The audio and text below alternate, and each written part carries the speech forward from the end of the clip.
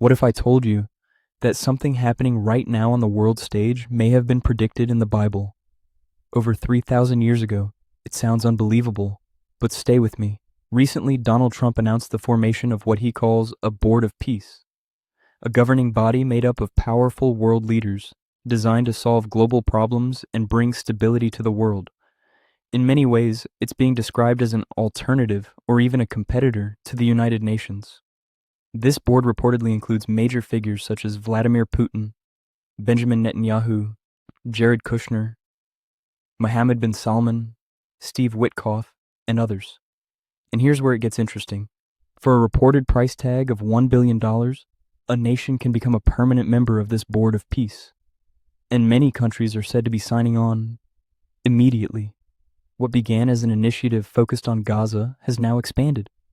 Trump has reportedly broadened the board's mission to address global issues, conflicts, diplomacy, and international stability as a whole. Not everyone is on board. Several European nations have pushed back, arguing that this is exactly what the UN already exists to do. But despite the criticism, momentum appears to be moving forward, with influential leaders and nations ready to proceed at full speed. And this is where Bible prophecy enters the conversation.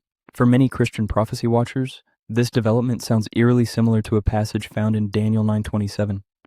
The verse describes a future world leader who will confirm or strengthen a covenant with many, particularly involving Israel, not force it, not conquer nations, but confirm an agreement, one embraced by many.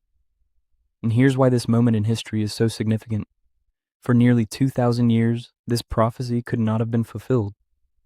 Israel did not exist as a nation. There was no Israel for any world leader to make a covenant with. Even in ancient times, when Israel was a nation, there were no global leaders confirming multilateral covenants involving many nations. The world simply wasn't connected that way. There was no global governance, no international system, no worldwide framework for a covenant with many. This is the only period in human history where such a prophecy could even be possible. That changed in 1948. One of the most important prophetic events in human history took place. Israel was reborn as a nation, in the same land, in the same location, exactly as Scripture had foretold thousands of years earlier. That single event suddenly unlocked dozens of end times prophecies that had been dormant for centuries. So when modern world leaders begin forming peace agreements, global governing bodies, and covenants involving Israel, prophecy watchers pay attention, not to set dates, not to declare certainty, but to recognize patterns. Whether Trump's Board of Peace becomes a dominant global authority, replaces the UN, or quietly fades away, remains to be seen. But Jesus himself gave a clear warning. He said the generation that witnesses the rebirth of Israel would not pass away before end times events begin to unfold.